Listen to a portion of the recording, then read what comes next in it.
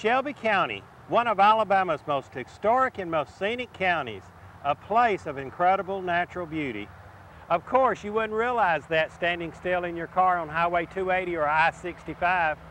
This is more than a traffic problem. This is a serious health issue. Idling traffic contributes to our region's air pollution. And our modern lifestyles, spent partly behind the wheels of our automobiles, contributes to the growing problem of obesity, now the second largest cause of preventable death in the United States behind smoking. Wouldn't it be great to actually be able to get out of your car and to walk or ride a bike to the store, to work, or even to school? The concept of walkable communities is not new, but it is one that people across the country and in Shelby County are rediscovering. It's what you find in traditional communities, those built before the automobile created distant suburbs, separated by busy highways. It's a concept Shelby County planners discuss at length in the county's new comprehensive plan. And it's a concept embraced here in the new Shelby County community of Mount Laurel, where careful planning encourages people to get out of their cars, stroll the sidewalks, and get to know their neighbors. Hi everyone, I'm Bobby Joe Seals, and this is our project team, part of Leadership Shelby County, class of 2004. We want to see more places in Shelby County where we can walk and bike safely. And while we know it will take time, we want to see more places in our community where people can leave their cars behind and walk to the store, to school, even to work. We believe these improvements would make Shelby County an even better place to live, to visit, to raise a family, or to build a business. Come with us as we take you to a few of the best places to walk and bike in Shelby County, as well as some places we believe could be a great place to walk or ride a bike. Who wants to start us off? I will, Bobby Joe. Great! Well, let's go!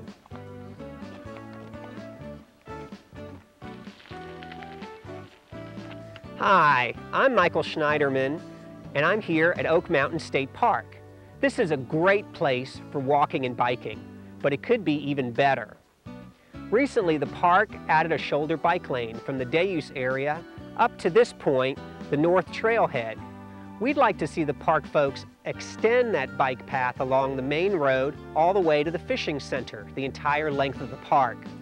In fact, that bike path ought to be taken from the gate at the fishing center down to Highway 119. Actually, we'd like to see that bike path extended even further along Highway 119 to Oak Mountain Middle and Elementary Schools, the North Shelby Library, and then on to Herdmont Park. Michael, I couldn't agree with you more. I'm Susan McBrayer and I live in Pelham. Just a short ways from here is the North Shelby Library. Also close by is Oak Mountain Middle School, but you can't walk or ride to either one of them. It would be great if students from Oak Mountain Middle School had a sidewalk so they could walk to the library or ride here to the park after school. Herdmont Park is a great place to take young children for a walk or a bike ride. Shelby County did a great job building this park and several others around the county, but we need more places like this, especially in areas of the county that are rapidly developing. Who wants to go next? I will, Susan. I'm Jody Brewer, and I'm at Helena at the site of a great new walking and biking trail. In fact, I'm right here at Buck Creek, where folks have planned to build the Buck Creek Greenway that will extend from Old Town Helena along the Cahaba River about 5 miles. The first phase of this project will be complete by the end of this year, and the final phase by the end of 2006. Folks in Helena also have another project on the books. They plan to build a walking and biking trail along the old Toccoa rail line. This is great for this area because the area needs a lot of recreational facilities, and so these plans are going to really help them get started with that. Wouldn't it be great if we could extend a greenway all along the Cahaba River throughout Shelby County and even beyond? In fact, I have a great idea. We could extend this greenway even along the Coosa River. I know someone who has a wonderful idea for another walking and biking trail. Rhonda, will you take over? Sure, Jody. My name is Rhonda Toler, and this idea came to us when our Leadership Shelby class took a ride on the Heart of Dixie Railroad right here in Calera. This is a great attraction, and it's going to be even better when they extend the track all the way to the old historic Shelby Iron Works. But you know what? There's a wide enough right-of-way here to create a walk-in bike path alongside the Heart of Dixie rail line. Just think, you could walk or bike all the way out to historic Shelby Iron Works and take the train back. Not only would it be a great greenway, but it would boost business for the railroad. And speaking of historic Shelby Iron Works, there are a lot of historic sites in Shelby County that we should be taking advantage of. We can start in Columbiana, our county seat, home of several historic sites. Cindy, you want to take it from here? My pleasure, Rhonda. My name is Cindy Nicholson. Let's take a little stroll down these wonderful new sidewalks, and I'll show you a few of the historic sites. The redevelopment plan in Columbiana is already making this a better place to take a walk. What we really need is a historic walking tour of Columbiana that takes you through this beautiful town. You've got to see the Shelby County Museum and Archives, housed in the historic old courthouse built in 1854. And you don't want to miss the Carl C. Harrison Museum of George Washington, with one of the largest privately owned collections of George and Martha Washington memorabilia outside Mount Vernon. Speaking of Mount Vernon, did you know you can see a building that looks just like it at American Village, our very own Civic Education Center in Montevallo? In fact, downtown Montevallo is another great place to walk or ride. Eleanor, why don't you take us for a little tour? Hey, love to, Cindy. I'm Eleanor Davis. I work here in Montevallo. I'm at Orr Park, a great place to walk. At Orr Park, you can relax beside a quiet stream, see a small waterfall, and let the kids loose at the playground. It's also the home of Tingle Woods, which features delightful carvings in the cedars by a local artist, Tim Tingle. Not far away is Stevens Park. Someday soon, planners hope to connect the two parks with the Greenway. The American Village provides an opportunity for a leisurely walk through historic venues and replicas of historical structures in America's history.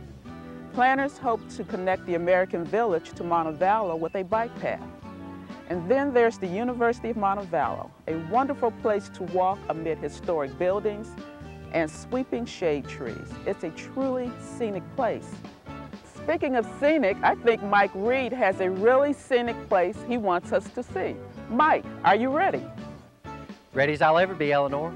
Standing here, you would swear that I'm somewhere in the Smoky Mountains, but actually, I'm on Highway 25 between Leeds and Vanderbilt. This is already a popular place for serious weekend bikers, but the Dunavant Valley from Leeds to Vincent and over to Mount Laurel and Chelsea could be, with a little work, a tremendous place for even the casual walker or biker. Over near Sterrett is the historic Saunders Covered Bridge at the Twin Pines Resort and Conference Center. Twin Pines has a nice walking path for use by the resort's guests. In Chelsea, there's the new recreational park with a lighted walk and bike path. And over near Harpersville, there's the Meadows Golf Course where you can walk after 3 p.m. Don't miss the Morgan Creek Winery in Harpersville. And in October, the Great Pumpkin Patch and Fall Festival at Baker's Farm. The most exciting plan for walkers and bikers that's being talked about around here is the proposed Dunavant Valley Greenway. If built, it would stretch 11 miles along Highway 41 from US 280 all the way to Highway 25. That would be a great addition to the county's walking and biking facilities. Bobby Joe, are you ready to take over? Thanks, Mike. Hard to believe standing here that Shelby County has such beautiful and unspoiled scenery. We've got to find ways to protect the beauty and the history of Shelby County for the enjoyment of those of us who live here and those who visit. Creating greenways and open spaces where people can walk or ride bicycles is a great way to preserve our beautiful places. At the same time, we have to find a way to create more places to walk and bike in some of the most developed sections of the county. We've tried to give you just a taste of what's in Shelby County. There's so much more we haven't shown you. The point is, we can make Shelby County a much better place for walkers and bikers with just a little foresight, some planning, and a bit of ingenuity. We have fewer cars on the road, cleaner air, and we'll all be healthier. We haven't really talked about the cost of doing some of those projects.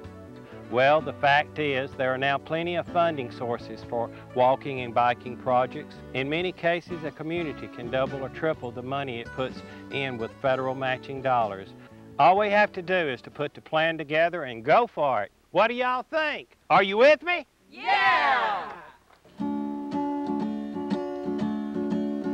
Shelby trails to you until we meet again. Shelby trails to you, keep biking until then. Shelby trails to you until we meet again.